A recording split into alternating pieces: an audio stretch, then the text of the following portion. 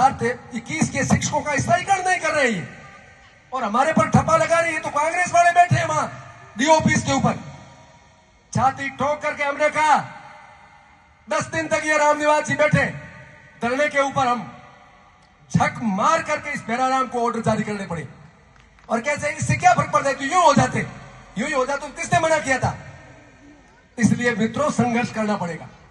OPS अपने को मिली है, ये कोई खैरात नहीं दे रहे, राजनेता अपना पैसा नहीं ले रहे।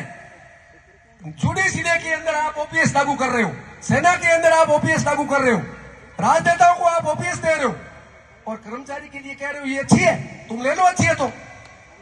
इसलिए साथियों, इस देश के अंदर लोगों को जिस तरह से अंग्रेजों ने बांट करके सत्ता को हासिल किया था, आपस में लड़ा करके, इसी तरह से अपने को बांट कर जाति और धर्म के खांचों में बांट करके कर्मचारी, मजदूर और किसान को ये कमजोर करने का इनका बहुत बड़ा पूंजीपतियों का षड्यंत्र है। इस षड्यंत्र को शिक्षक नहीं समझेगा। और मैं आपसे एक और पर भी करना चाहूंगा, एक शिक्षक हमेशा पढ़ना चाहिए। कितनी बड़ी आप अंबेडकर को पढ़िए, गांधी को पढ़िए, झूठ का कोई हद हो गई।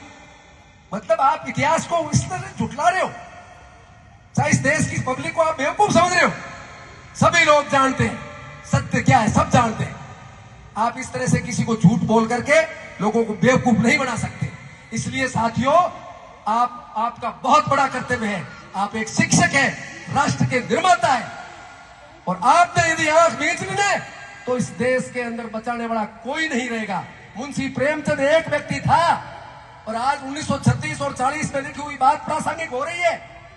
कम बात है क्या ये?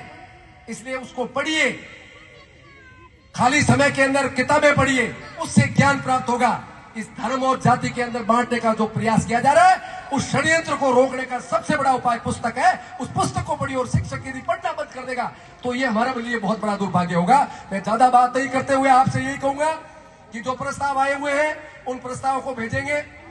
और एक बड़ी विसंगति है, 4-4 साल से इन्होंने कहा 12 महीने हो गए तुम सत्ता में आए हो, और किस बात के लिए कह रहे हैं?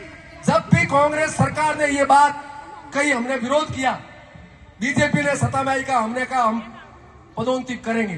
4 साल की पदोन्नति तृतीय श्रेणी शिक्षक की बाकी है, और 3 बार हमने जब ये बात कही चीफ